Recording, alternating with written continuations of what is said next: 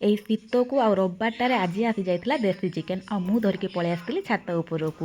ଆଜି ସମ୍ପୂର୍ଣ୍ଣ ରୋଷେଇଟି ଛାତ ଉପରେ ହେଇଥିଲା। ମମି ଭାତ ରାନ୍ଧି ଦେଇଥିଲେ, ତାପରେ ମୁଁ ବସିଗଲି ଚିକେନ୍ ରାନ୍ଧିବାକୁ। କାହିଁକି ନା ମାନେ ଦେଶୀ ଚିକେନ୍କୁ ପୁଣି ଚୁଲିରେ ତାର ଯେଉଁ ଟେଷ୍ଟ, ଆଉ ଖରାରେ ଯେହେତୁ ଶୀତ ଦିନ ଆଉ ଖରାରେ ବସିକି ଚୁଲି ପାଖରେ ରୋଷେଇ କରିବା ତାର ବି ମଜା କିଛି ଅଲଗା। ଆଉ ସେଥିପାଇଁ ବସି ପଡ଼ିଥିଲି ଚୁଲି ପାଖରେ ରୋଷେଇ କରିବା ପାଇଁ।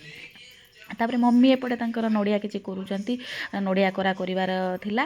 ଆଉ ଏପଟେ ମୋର ମାଂସ ବି କଷା ହେଇଗଲା। ତାପରେ ମୁଁ ବନେଇଦେଲି ତରକାରୀ ହେଇଗଲା ପରେ, ତାପରେ ଶାଶୁ ଏପଟେ ପଳେଇ ଆସିଲୁ। ଟିକେ ମୁଁ ମାଟି ସବୁ ଟିକେ ବାହାର କରିଥିଲି ଏଇ ଗମଲାରୁ ସବୁ ଖେଳେଇଥିଲି। ଖରା ଖାଇସାରିଲା ପରେ ତାକୁ ଟିକେ ଚଲେଇକି ଆଉ କିଛି ମୋର ପାଳଙ୍ଗ ମଞ୍ଜି ଭେଦେଇଥିଲି, ତାକୁ ଟିକେ ଶାଗ ପକାଇବାର ଥିଲା।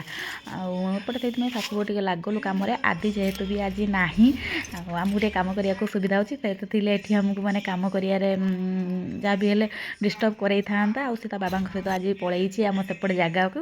ଆଉ ଶାଶୁ ଏଠି ଆମେ ଲାଗି ପଡ଼ିଥିଲୁ କାମରେ। ବାଲି ଏପଟେ ମମି ମାନେ ଯେଉଁ ଚଲାରେ ଚଲେଇ ଦେଉଛନ୍ତି, ଚଲେଇକି ମାଟି ଗୋଡ଼ି ପଥର ଯାହା ବି ଅଛି ବାହାର କରିଦେବେ। ତାପରେ ଶାଗ ଟିକେ ମୁଁ ତା ଦେହରେ ପକାଇଦେବି। ଆଉ ଶାଗ ସିଜିନ୍ ତ ମାନେ ପାଖାପାଖି ମାନେ ମାସେ ଆଗରୁ ପକାଇବାର ଥିଲା, ମୁଁ ଆଉ ପକାଇ ପାରିନି, ସମୟ ସୁବିଧା ହେଇନଥିଲା।